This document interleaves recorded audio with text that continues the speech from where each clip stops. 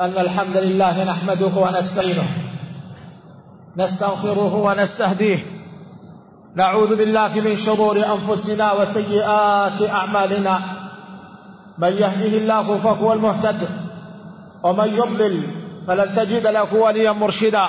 عباد الله، سلسلة لما سبق من الخطب والفرق بين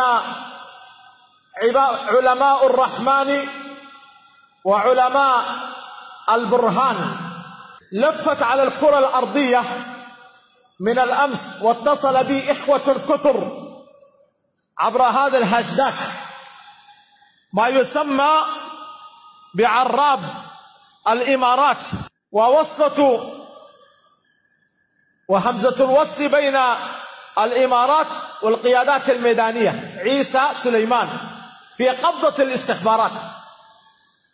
الآن في قبضة الاستخبارات في شندي عيسى سليمان، وهذا لو ربطناه مع ما نشاهد ونسمع بالربوط المتحرك والبعات وغير ذلك، ثم يقولون صححوا لنا نريد أن نهز عرش إبليس الأكبر أو الكبير، بقينا أبالسة. لكن سبحان الله، من شدة ما الناس يدعون للسلام وهؤلاء المجرمين يدعون إلى البل وبس، حتى اختصرت الكلمة وصار أبالسة، انطلق على لسانهم على لسان الناس أبالسة. هذا الهاشتاج ما جاء عبثا ولا أطلق سدى، لأنهم كتبوا خطبة فأرسلوها لي بأن أقرأ لكم هذه الخطبة في المنبر، ولأن معتقدي سلفي فجاءت الخطبة ممهورة أو مخترعة من الدكتور الهواري والعبسي وخوجة إبراهيم، وأنا مضطر بعد هذا التهديد أن أقرأ هذه الخطبة حتى لا ينفذ أهل العمل الخاص في هذا التهديد. والخطبة عنوانها المقاومة الشعبية، فاستدلوا على ذلك بآيات، وضعوا لك محاور. المحور الأول الدفاع عن النفس، وذكروا قصة الصائل ووجوب قتله شرعا وقانونا وعقلا، وقال أذن للذين يقاتلون بأنكم ظلموا وإن الله على نصرهم لقدير. طيب، كانوا يقتلون في دارفور، ما الذي كان يقتلكم؟ وما الذي كان يجلب السلاح؟ وما الذي كان يدفع ويجند الشعب ضد الشعب؟ ولما أخرجوا من ديارهم، ووالله ثم والله جلست معهم 2005، لا أنسى ذلك التاريخ، تحت مظلة مستشارية السلام في ذلك الزمان. ابحثوا عن قائدها، أعرفه كما أعرف أبنائي. قلت أخي الكريم، هذه الحرب الآن تدمر وتفعل كذا وكذا. قال يا شيخ، هذه خطة استراتيجية وضعت بأننا نأخذ هذه القبائل ونضعها في معسكرات ثم يستوطنون، ونترك لأهلك الخلا لكي يسرحوا فيه، لأن الدولة محتاجة إلى الثروة الحيوانية، يريدونهم يكونوا رعاة لهم. والله قلتها له وسمعتها بأذن منه.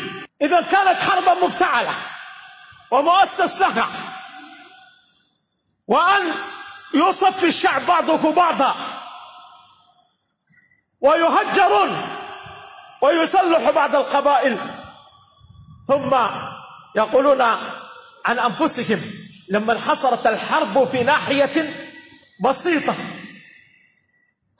في فئة قليلة شرذمة كما قال فرعون، فقالوا من جابوا حديث استدلوا به: من قتل دون ماله فهو شهيد، ومن قتل دون دمه فهو شهيد، ومن قتل دون عرضه فهو. نعم، حديث صحيح. أولئك الذين يقتلون من عشرات السنين، ماذا تقولون فيهم؟ ولماذا لم تصدرون الدعاوى أو الفتاوى في حقهم؟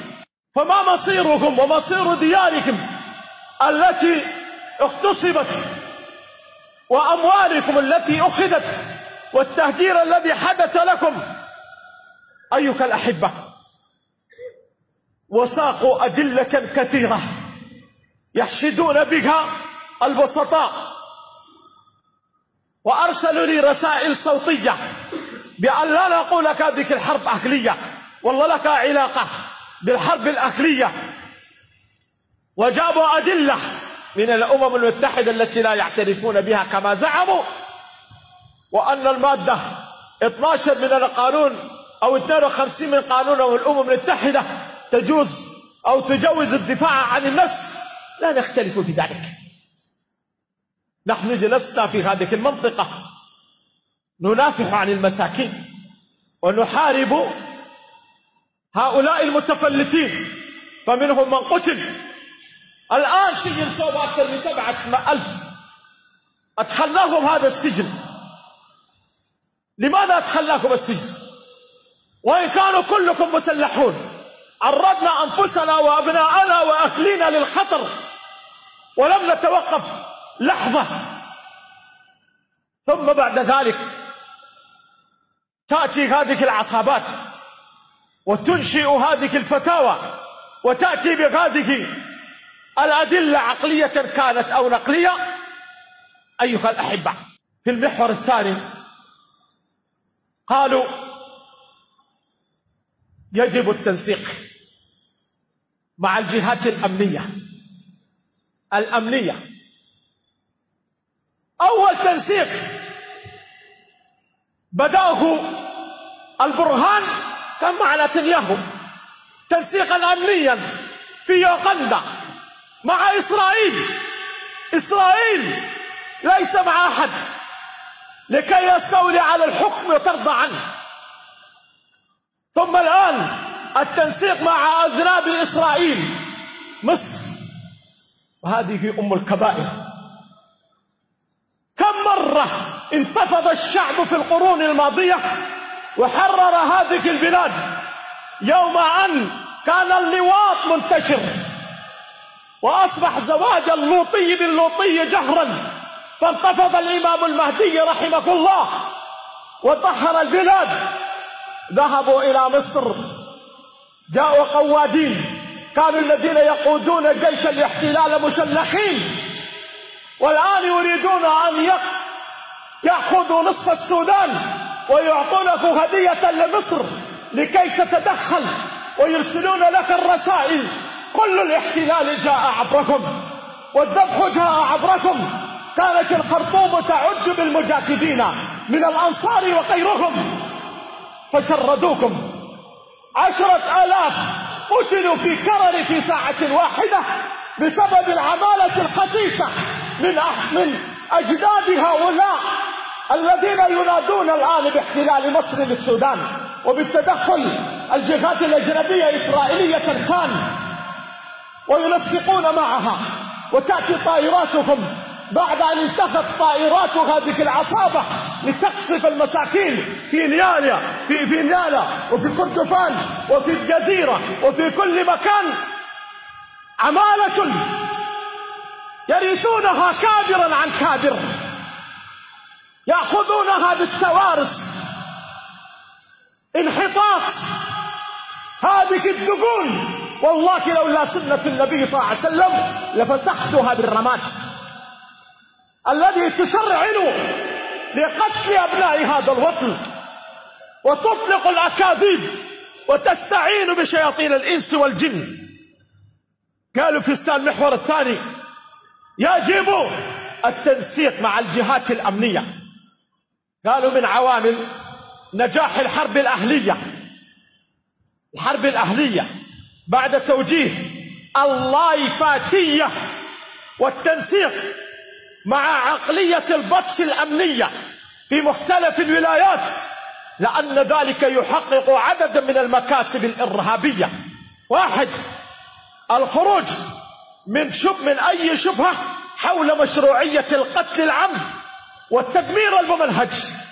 القتل العمد، يذبح المساكين في مدني، عمالة بسيطة شردكم الحرب، يعملون في الدرداقات والعتالة، يذبحون كما تذبح الشاة بحجة أنكم مصادر. شيخ في أبو حمد، شيخ حسين معروف، يرتل القرآن ترتيلا، أكثر من 13-14 سنة يعلم الأطفال، يمسكون بحجة أنكم مصدر للدعم السريع،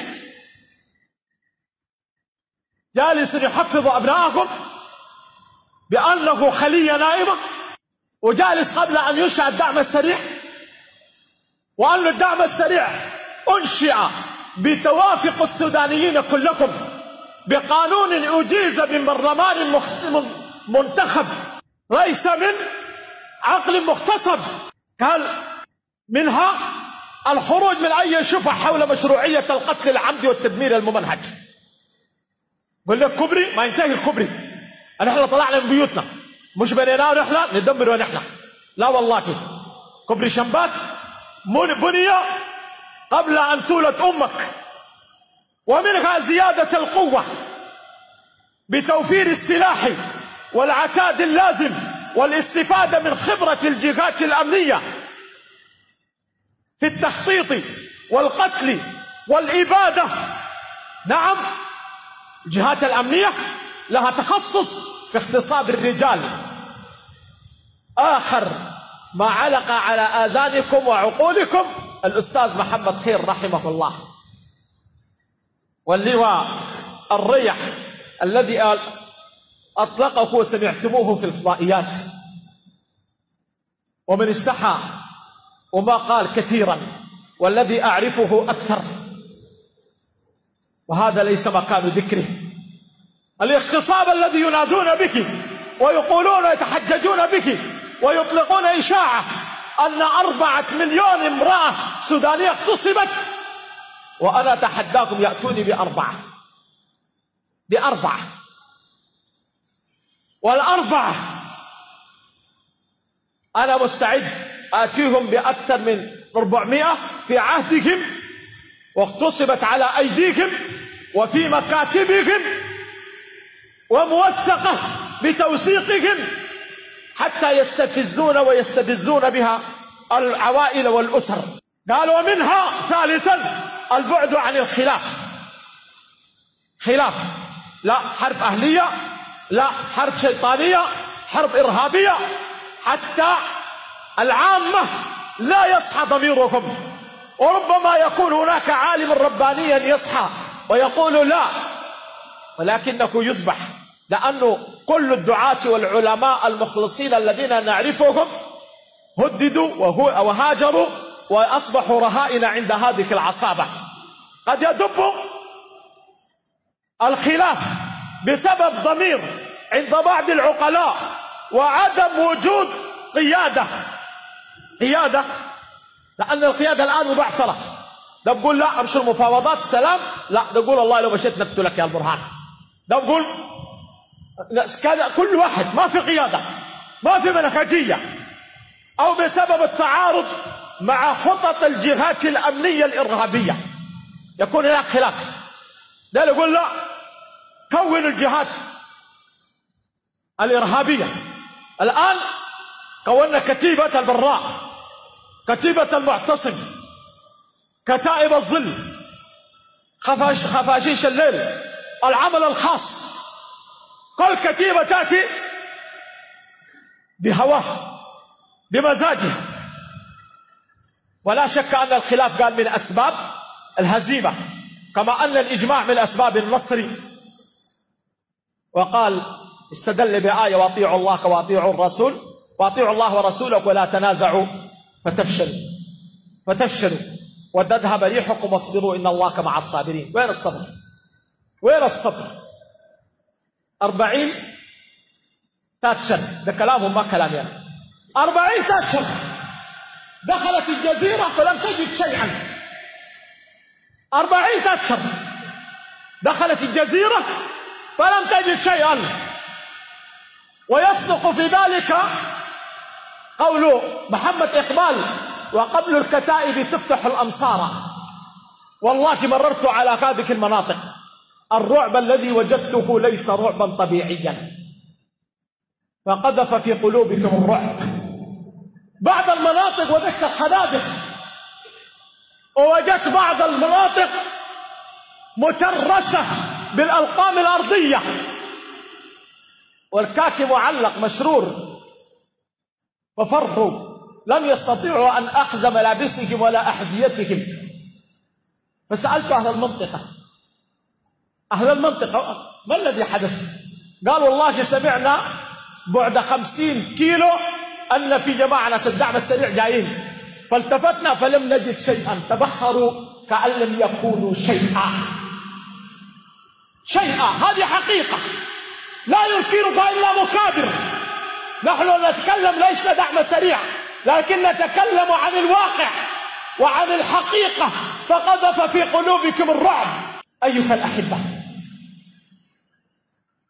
الذي قذف هذا الرعب هو الذي قال: ينزع الملك ممن يشاء ويعز من يشاء ويذل من يشاء، بيده الأمر من قبل ومن بعد.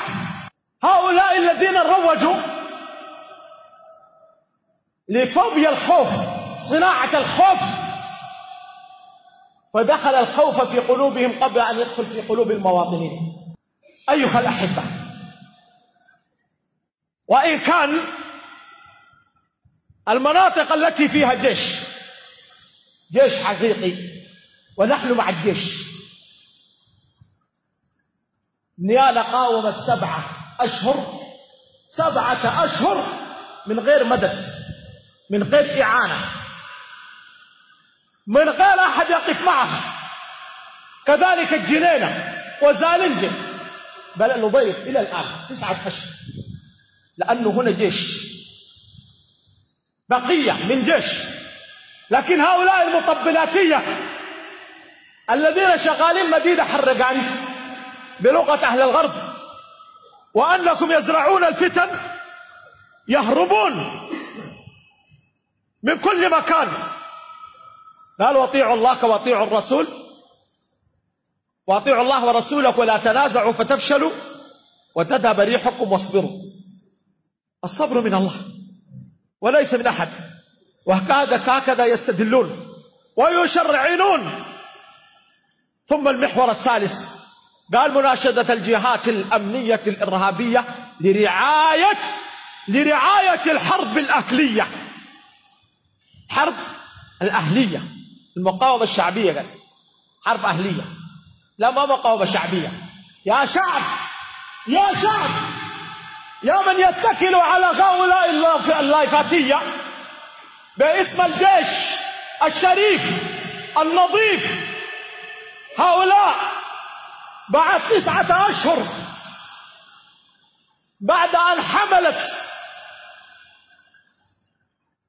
وتهيأت للمخاض والميلاد،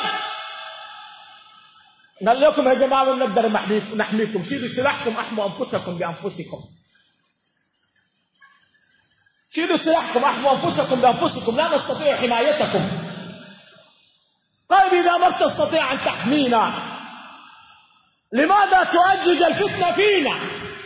لماذا توقد الحرب فينا؟ نحن شعب كأمة واحدة، متصاهرون، متحاببون، متماسكون. 40 مليون ما جلس 4 وإلا بينهم تعارف، سواء كان عن طريق نسب أو أخوة في الله أو جيرة. هذا لا ينكره إلا مكابر. لماذا تشعل حرب فينا؟ المحور الثالث: مناشدة الجهات الأمنية لرعاية الحرب الأكلية، مع أنك لا تحتاج إلى مناشدة، فهي مختصة في صناعة الحروب الأهلية في كل مكان، مما ينبغي التنبيه إليه للإشادة بالقرارات التي صدرت في عدد من الولايات بتسليح المواطنين للدفاع عن أنفسهم. طيب أنت إذا ما قادر تحميهم لماذا تشعل الفتنة فيهم؟ دعهم متصالحون مع أنفسهم مع إخوانهم، لا تشعل الفتنة فيهم. قال: وثناء القائد العام للقوات المسلحة على انطلاق الحرب الأكلية. لماذا سمي ولقب برب الفور؟ لقبوه قبل عشرات السنين، ما لقبته أنا، لقب برب الفور قائد القوات المسلحة. ليه؟ هل هو كان يجبر الناس يعبدونكم من دون الله ويركعون لكم من دون الله؟ الفور دارفور بلد القرآن، بلد التقابة، كساة الحرم، أهل الكرم. بلغ بكم الإذلال أن يكون لكم رب غير الله، أن يكون البرهان ربكم. لا والله، لا والله، لكل بداية نهاية، وقد انتهت الآن هذه الحرب. وآخر تقرير شاهدته في الباري اليوم الصباح، أمس 24/1/2004 سلطان الفور مع قائد الدعم السريع في كينيا في اجتماع وتخطيط كيف تنهض الأمة، ما كيف تدمر، كيف يكون السلام ويصنع السلام، لا كيف يسلح المواطنون ليقتلوا بعضكم بعضا. قال: فالقوات الإرهابية النظامية زمان كانت الإخوانجية، الآن كلها بقت إيه؟ والله ما قادر يسميها مناطقية، عشان الحرب جات على منطقتك قاعد تشيل السلاح، والله ما بترجع. ولو رجعت وكان جيت هنا، والكلام ده أنا قلته في خطبة هنا، وكانوا هم يطلبون مني التوسط أوصلهم لقائد الدعم السريع، وجلستكم معه، فلما وجدوا فيه الطيبة والتسامح وأدوا قسما معه أمامي بالولاء والطاعة، ثم ارتدوا على أعقابكم، ومن ينكث فإنما ينكث على نفسه، ومن أوفى بما عاهد عليه الله فسوف يؤتيه أجرا عظيما. والله نكسوا وطلعوا لايفات أنكم سيرتدون الكاكل وسيكونون في الصفوف الأمامية. اتصلت على بعضهم وجدتهم خارج البلاد، وبعضهم خارج المعارك في أماكن يبحثون كيف يخرجون ويتركون السودان، بعد أن أشعلوا الفتنة بالحماس وبالفتاوى التي يكفرون فيها الدعم السريع، بل كفرونا نحن الآن شياطين، نحن شياطينكم. طيب، قال قوات نظامية.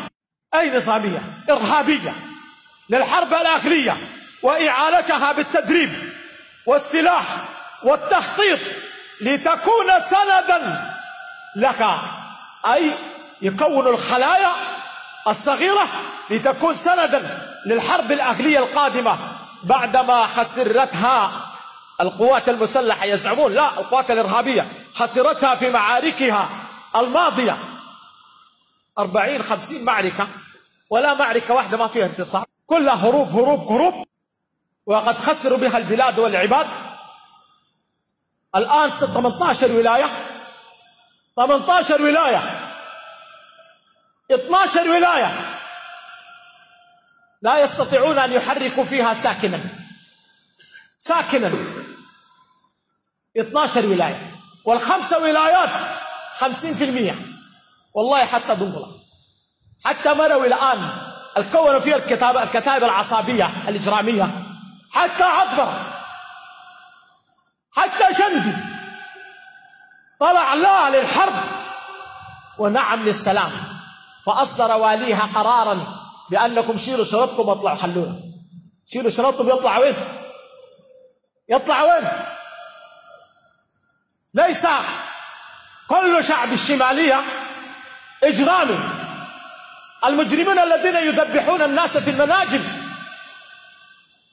لكي يستعجلون هذه الحرب الأهلية، لكن هؤلاء عندهم قاعدة: موت الولد ولا خراب البلد، ولذلك ينادون بالصلح. فقالوا إن يد الله مع الجماعة. وأي جماعة؟ جماعة الإخوان؟ والله الذين يدعون السلفية. أي إخوان؟ أي جماعة؟ إذا كان جماعة المسلمين بين يدينا ثبتوا وصبروا وصابروا. أيها الأحبة، المحور الرابع قال لا بد من التفطن وأخذ الحذر والإكثار من اللايفاتية. طبعا هذا قولهم، أنا باخذ الموضوع بتصرف وبقلب المجن. قال لا بد من التفطن وأخذ الحذر والإكثار من اللايفاتية المنافقين الكذابين الذين يجيدون الكذب والضحك بعقول المساكين حتى لا يتم إفشال هذه الحرب الأكلية. اتصل بي كثير يا إخوان البارح متحسرين: يا أخي أنت منشور الآن قبضت في شمدي والآن كذا الحاصل. واحدين حتى دمعت عيونهم، والواحدين يكتبون رسائل في الجروبات: لقيتم اللهم فك أسرع. الحمد لله ربنا استجاب. قالوا وتثبيط الهمم بنشر الحقائق أو بنقل الأخبار الصحيحة إلى المواطن، لأن هناك ناس ينقلون الحقائق وكل يوم تتكشف الحقائق. وهذه لي فيها مقولة طويلة وسيكون لها خطبة قادمة لهؤلاء الذين يدعون الصفاء ويدعون أنكم أولياء. يا أهل الصفا أحبابا وإخوانا، هل تذوقتم مر الظلم هجرانا أم ضاقت بكم أرض بما رحبت إذا فاض الأسى ألما وبركانا؟ كم صفوت لإخوة فأغرقتهم صدقا فبادلوني بغضاء شرا وحرمانا. ظلم الأخوة نار مسعرة رحماك يا ربي صبرا إيمانا. أياما قضيناها ستبقى معالمها زخرا ونبراسا للحق ميزانا. أزن الأخوة وزنا أقيس به قدر الرجال معدنها وأوزانا. أضعت عمري وظني ظفرت بهم فاتخذت منهم أصفياء خلانا، ولكن أسفت بينهم كالقريب القصي لونا ولسانا. فرموني بقبيح القول وشاية هزت من جوانب القلب أركانا. تخرصات الشياطين إذ عذت بخالقها من شرها جنا مريضا وإنسانا. إن جاءهم فاسق بأنباء تلقوها وزادوها من هوس أحقادا، من هوس كذبا وإفكا وطمسا للحقائق لا سندا وبرهانا. أما الحقائق عندي أحدثكم بها فاسمعوا لا كذبا وبهتانا. سيكون لها يوم أيها الأحبة. هذه العصابات التي تسعى لذلك تستدل بالآيات وتخشى من نقل الأخبار الصحيحة، ولكن أصبحت الأخبار الصحيحة تأتي بنفسها. وقالوا يا أيها الذين آمنوا خذوا حذركم. طيب، والطرف الثاني نسمعهم يكبرون يخللون، ثم جاءوا مع أنكم بعضهم حفظة وأئمة وعلماء فاستدلوا بحديث حدثاء أسنان على أناس لا يكتبون ولا يقرؤون. ومعروف تفسير الحديث أين مكانه أيها الأحبة. قال وينبغي الحذر كذلك من الناصحين. الحذر من الناصحين من خارج البلاد الذين يمارسون دورا سياسيا قذرا في تجميل صورة التمرد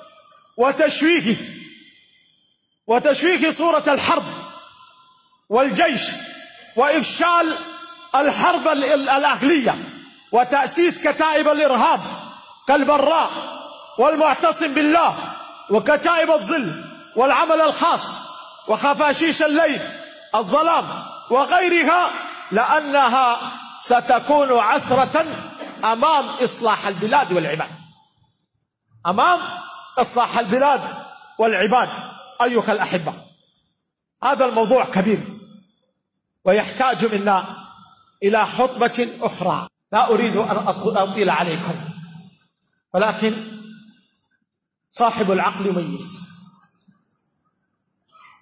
والتضليل والتكذيب سمعتم، رأيتم، علمتم، وما زال بعد الناس في قيهم يعمهون إلى اليوم الصباح.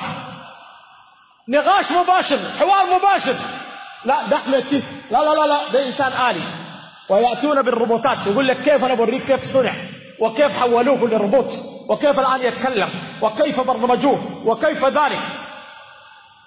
وأنا جاء على الخطبة برضه بقول له أنت لسه معتقل في شمدي وقبضتك الاستخبارات وقاعدين برسلين المعاملة كيف. أيها الناس اسمعوا وعوا، اسمعوا وعوا. من عاش مات، ومن مات فات، وكل ما هو آت آت. إلى متى تنتظرون؟ نادينا أن الناس الآن يبدأون في حياتهم، في زراعتهم، في تجارتهم، في حفظ أمنهم، لكن لسه التردد سائر. بدأنا البارح بلجنة في الجزيرة، والناس تنطلق في مشاريعها الزراعية، وكونا لها رئيس منهم يتصل بكل المزارعين ويأتون، لأننا يا إخوان مهما كان الذين زرعوا هذه الفتنة لا يريدون لنا خيرا أبدا، ويريدون أن ننقرض مع بعض، واليد اليمنى العليا خير من اليد السفلى. ننتظر إقاسات، ننتظر إعانة من أحد. هم يستطيعون أن يعينون بشيء واحد، يعينون بسلاح لنقتل أنفسنا، وأن يعينون بفتنة تفرق جمعنا، ويعينون كيف ندمر أنفسنا بأنفسنا، لكن لا غير ذلك. ومن كان له حواشة فلينطلق إليها. وجبنا لكم الناس اللي بيمولوا، والناس اللي يستطيعوا أن يفعلوا كل شيء، وهذه فرصتكم والله إن فاتت لم تعد، كما هي الأنفاس والأعمار والساعات. ومن لم يزرع فيها لا يحصد، وغدا توفى النفوس ما عملت ويحصد الزارعون ما زرعوا. إن أحسنوا أحسنوا لأنفسهم، وإن أساءوا فبئس ما صنعوا.